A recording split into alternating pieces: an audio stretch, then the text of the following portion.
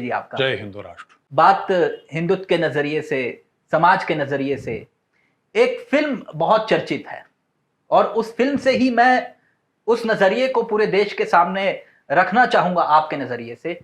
कश्मीर को लेकर जो फिल्म बनी है और तमाम तरह की बातें उसको लेकर सामने आ रही है। हमने देखा सिनेमा घरों से, पीवीआर से लोग रोते हुए बाहर निकले।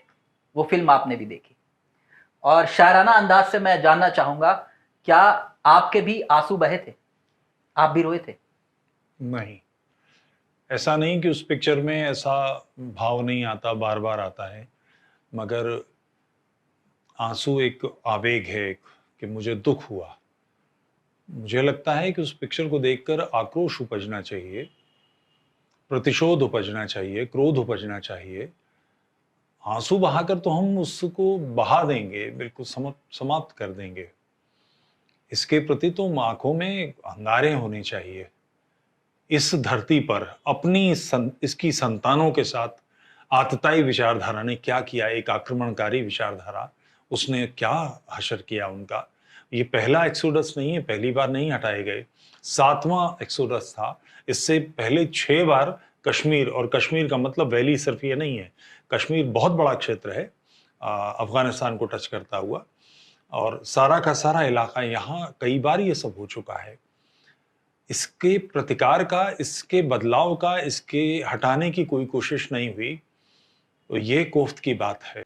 मुंशी प्रेमचंद के बारे में कोई नहीं कह सकता कि वो हिंदूवादी थे या ऐसा, वो सामान्य व्यक्ति थे। तो उनकी कहानी है जिहाद, उस कहानी को पढ़िए, आराम से आप नेट पे सर्च करेंगे, जिहाद पढ़ मिल जाएगी।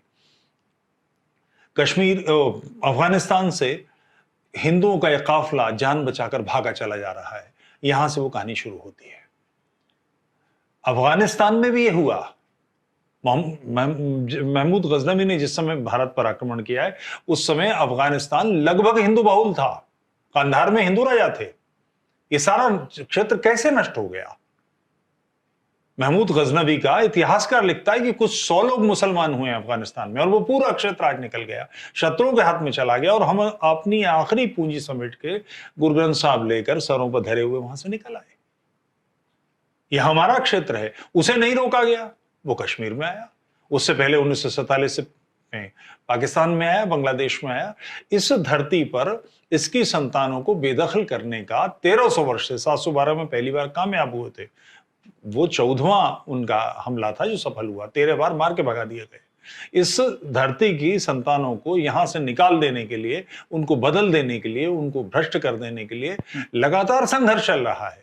उस संघर्ष की बड़ी छोटी सी वानगी कश्मीर फाइल्स में है। एक जगह थोड़ी है, भारत में कश्मीर बिखरा पड़ा है, सैकड़ों जगहों पर है। दिल्ली में अभी तो दंगे हुए हैं। इस दिल्ली शहर में गुलेलें बना ली लोगों ने, पेट्रोल बम फेंके, और कुछ भी किसी के पास, किसी के कान पे जू नहीं रही, कुछ भी बदल नहीं सका। वो लोग आज भी सत्ता में काबिज हैं। मतलब कुल मिला के ये फिल्म आपको नहीं रुला पाई? फिल्म के रोने का सवाल नहीं है, ये रोना तो किस काम का? ये पलटना चाहिए जिस विचारधारा ने ये दिन हमें दिखाए हैं और इतने लंबे समय से चल रहा है, इसका बदला लेना चाहिए, इसको बदलना चाहिए, इस विचारधारा को नष्ट करना चाहिए। कोई सबक मिलता है इस तरह की फिल्म? ये तो मैं कह ही रहा हूं कि समझना चाहिए कि ये कश्मीर में जो कुछ हुआ वो जम्मू में ना हो, हिमाचल में ना हो। इसकी व्यवस्था तो होनी चाहिए। क्या हो नहीं रहा? हर तरफ फैल रहा है। कुछ समय पहले, अभी कुछ साल पहले, जो जम्मू में कठुआ का कांड था, एक मंदिर को लेकर कि जो 3 गांवों से आने वाले रास्ते के बीच में मंदिर है, जिसमें बड़ी बड़ी खिड़कियां हैं, उस पर आरोप लगा दिया गया कि यहां पर रेप हुआ। 3 दिन तक उस लड़की को कैद करके रखा गया, जिसमें खिड़कियां हैं। ये भारतीय परंपरा का कोई व्यक्ति सोच भी नहीं सकता कि उसके पिता के साथ, उसके चाचा के साथ, उसके भाइयों के साथ कोई सामूहिक रेप करेगा। असंभव है। अजमेर वाले कर सकते हैं, जैसा अजमेर में 1992 में एक कांड हुआ था जिसमें सैकड़ों लड़कियों के साथ रेप हुए थे और उन्हें ब्लैकमेल किया गया था। ऐसा भारतीय परंपरा का कोई व्यक्ति कर ही नहीं सकता। उस व्यक्ति का, जिस पर आरोप था कि उसने मुख्य रूप से काम किया, उस व्यक्ति के मुजफ्फरनगर के पास में स्कूल के रिकॉर्ड हैं कि वो एग्जाम दे रहा था। उस पर कह दिया गया वो भाग कर गया, रेप करके आया। क्या थी वो लड़की? मिस वर्ल्ड, जिसके लिए वो इतना तड़पता हो अपने जीवन को लगा देगा। फिर उसने एक एटीएम से पैसे निकाले, वहां फोटोग्राफ कैद हो गया। तब उसकी जान बची। उसके साथ ये जम्मू में क्यों किया जा रहा है कि जम्मू के लोगों को धकेलना है, वहां लोगों को बसाना है। कश्मीर का एक्सटेंशन जम्मू है, वहां ये सब करना है। सारे भारत में चल रहा है, कोई नई एक जगह थोड़ी है। और सौभाग्य की बात है, मुझे नहीं लगता कि इसका मैसेज जरा सा भी गलत जा रहा है। बिल्कुल ठीक राष्ट्र समझ रहा है कि उसकी संतानों के साथ क्या हुआ है, क्या हो रहा है और क्या हो सकता है। उसको पलटा जाए, रोका जाए, बदला जाए। एक और प्रश्न यहाँ पर खड़ा होता है जिसका जिक्र मैं आपसे करना चाहूंगा कि खास तौर पर इस फिल्म को देखने के बाद जो लोगों की मानसिकता है कि कश्मीरी पंडितों पर अत्याचार हुआ, क्या आप इस बात से इत्तेफाक रखते हैं कि सिर्फ और सिर्फ कश्मीरी पंडितों का जिक्र किया जा रहा है, कश्मीरी हिंदुओं का नहीं? कश्मीरी पंडित कहना ही बात ही सिरे से गलत है। मैं एक आपको उदाहरण से बताता हूं जी। कश्मीर में स्ट्राइक हुई, वाल्मीकि समाज जो सफाई करने कर्मचारी थे, उनकी स्ट्राइक तोड़ने के लिए पंजाब से वाल्मीकि बुलाए गए, ये कहकर कि उनको नागरिकता दे दी जाएगी। उनको नागरिकता दी गई। उसके साथ में नियम बना दिया गया कि वो और उनकी संतानें केवल सफाई कर्मचारी ही रहेंगे। उनका बेटा पढ़कर डॉक्टर नहीं बन सकता, इंजीनियर नहीं बन सकता। कश्मीर में हिंदुओं पर जो भी बाहर से आया, हर सबके साथ अत्याचार हुए। सिख मैंने केवल एक प्रांत में, दुर्गति में देखे, वो कश्मीर है। फटे कपड़े, चिथड़े, किसी तरह से जिंदगी जीने वाले। क्योंकि जब विभाजन हुआ था तो पंजाब की तरफ से लोग जो आए थे कश्मीर में, उसमें सिख भी आए थे, नॉन सिख भी थे। वो आज तक उसी दुखी स्थिति में है।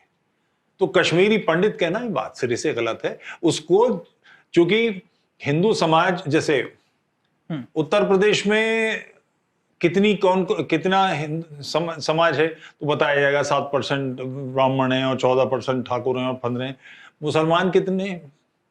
उनमें सैयद नहीं होते, उनमें पठान नहीं होते, उनमें शेख नहीं होते, उनमें पसमानदा नहीं होते, जिनके अगर लड़का उनकी बिटिया की तरफ देख ले तो गला काट दें, उसका आंखें बाहर निकाल लें। पसमानदा की मस्जिदें अलग हैं, कुरैशियों की मस्जिद अलग है, धोबियों की मस्जिद अलग है, एक दूसरे का नमाज पढ़ने नहीं जाते, कब्रिस्तान अलग हैं। इस्लाम में हिंदू से ज्यादा जातिवाद है। अशराफ लफ्ज, अशराफ मतलब ऊंचे, अजल जलील, घटिया, कमीने, हलाल खोर, ये नाम है एक दूसरे के लिए। शेर सुन लीजिए, गलत को ते से लिख मारा, जुलाहा फिर जुलाहा। ये मैंने नहीं लिखा, इन्हीं अशराफ में इसे लिखा है कि कोई जुलाहा है तो वो चूंकि कन्वर्टेड है, हिंदुओं से आया है, इसलिए उसको जलील समझना, ये सब उनके अंदर है। मगर हम इस तरह से बात नहीं करते। और समाज को बांटने के लिए बड़े पैमाने पर मतलब एक मानसिकता काम कर रही है। तो कश्मीर में भी ये है, वहां कोई इनके साथ ही नहीं हुआ है। यानी कश्मीरी पंडितों का ही खाली जिक्र किया जा रहा है। वो एक्सोडस के सिलसिले में है, क्योंकि जो वाल्मीकि हैं उनको, जैसे पाकिस्तान में बाकी सिंध के इधर उधर के हिंदुओं को कन्वर्ट किया जाता है, जो सफाई कर्मचारी उनको नहीं किया जाता, ना उनको निकाला गया। उसका कारण नहीं, कश्मीरी सिखों का भी जिक्र मैं आ रहा हूं, उस पर आ रहा हूं। मैं पाकिस्तान के संदर्भ से कह रहा था कि वो बिल्कुल क्लियर हैं। उनके लियाकत अली से पूछा था कि इनका क्या करेंगे, बोले अगर ये निकल गए तो सफाइयां कौन करेगा, हम तो नवाबजादे हैं। तो इसलिए इन लोगों के साथ अत्याचार होगा, मगर इनको सताया नहीं जाएगा, क्योंकि अगर मुसलमान बन जाएंगे तो बराबरी का हक मांगेंगे। तो ये एक समस्या कश्मीर में सिखों के साथ भी, वहां के सिखों की स्थिति देखिए। और दुर्भाग्य है, अगर ये कैमरे पर कहने की स्थिति चीज नहीं है, वहां जिंदा रह जाएं इसके लिए परिवार की स्त्रियों को हवाले करना मजबूरी रही है। बहुत बहुत भयानक स्थिति है कश्मीर की। अच्छी बात यह है कि इस पिक्चर ने उस बजबजाते हुए गंदे नाले का ढक्कन खोल दिया है। एकदम से सारी चीजें बाहर निकल के आ रही हैं और लोग स्तब्ध हैं। लोगों की स्थिति नहीं है कि इसके खिलाफ कोई बात कह सके। अल्ताफ हुसैन हाली की मुसद्दस तो बहुत मशहूर मुसद्दस है, वो दीने इलाही का बेबाक बेड़ा जो कुलजुम में अटकाना, अम्मा में ठिटका वगैरह वगैरह, कि एक वक्त थे जिसने सातों समंदर वो डूबा दहाने पे गंगा के आकर। वो ये कह रहा है कि दीन इस्लाम का बेड़ा जो सारे समंदरों में घूमता फिरा, वो गंगा के दहाने पे, गंगा के किनारे आकर डूब गया। उसका कारण क्या है कि भारत का मुसलमान जिस तरह से एक्चुअल इस्लाम है उस तरह का मुसलमान नहीं बना। असली इस्लाम मतलब आइसिस, असली इस्लाम का मतलब दाइश, असली इस्लाम का मतलब तालिबान। ये है असली इस्लाम। जो अब कश्मीर में हुआ ये है असली इस्लाम। जो जे.के.एल.एफ वाले कर रहे थे वो है असली इस्लाम। वो भारत के मुसलमान नहीं बन पाए, इसका उन्हें रोना है आज भी। वो ये कहना ये चाह रहे हैं कि भारत के मुसलमान इस्लामी नहीं बन पाए पूरी तरह से, उतने कट्टर, उतने तीखे, उतने काफिरों के लिए सख्त, और ये एक मानसिकता है। तो जो अशराफ हैं और जो आम मुसलमान हैं, उन दोनों में अंतर है। आम मुसलमान उस तरह का नहीं है, उतना दुष्ट नहीं है, उस वही है जो लिबरल मुसलमान है जिसकी आंखों से आंसू बहते हैं। लेकिन क्या एक फिल्म पूरा कश्मीर बदल देगी या उस समाज का नजरिया बदल देगी, लगता है आपको? ये पिक्चर मुसलमानों में बदलाव के लिए है ही नहीं, ये कश्मीरियों में बदलाव के लिए भी नहीं है। ये जो कश्मीर से इतर भारतीय समाज है, जो राष्ट्र है हमारा, ये उसके समझने के लिए है कि क्या गुजरा है और क्या हो सकता है। कोई ये कहे कि ऐसा नहीं है, तो अभी दिल्ली में जो दंगा हुआ है, पहाड़ का एक लड़का जो हलवाई की दुकान पे काम करता था, उसको चाकू से काट डाला गया। पुलिस का एक अधिकारी खींचकर अंदर चाकू से मार दिया गया। 10 लाशें नाले से बरामद हुई हैं। कैसे, किसने मारा, क्यों मारा, इसका कोई कारण होगा? सात हसन मंटो की कहानी है जिसमें एक वो पाकिस्तान बनने के झगड़े चल रहे हैं, तो बुढ़िया अपने कन्हैया को या किसी देवता को मूर्ति लेकर भाग रही, तो उसके बेटे ने चाकू मार दिया उसको, बुढ़िया मर गई। तो उसका बाप पूछता है, ये अपने पत्थर के खुदा से तेरे अल्लाह का सर फोड़ देती? इस मानसिकता के जो लोग हैं उनके बारे में कि आपको समझना चाहिए, वो चाकू इसलिए मार रहे हैं कि आप मूर्ति पूजक हैं। ये हिंदू मुसलमान का झगड़ा नहीं है, ये इस्लाम और गैर इस्लामी विश्व का झगड़ा है। जो काफिर, जो मुशरिक, जो मुर्तद, जो मुल्हिद, इसके 10 रास्ते हैं जिनके बारे में बिल्कुल स्पष्ट है। क़िताल फी सबिलिल्लाह, अल्लाह की राह में कत्ल करो। जिहाद फी सबिलिल्लाह, अल्लाह की राह में जिहाद करो। जिहाद है क्या?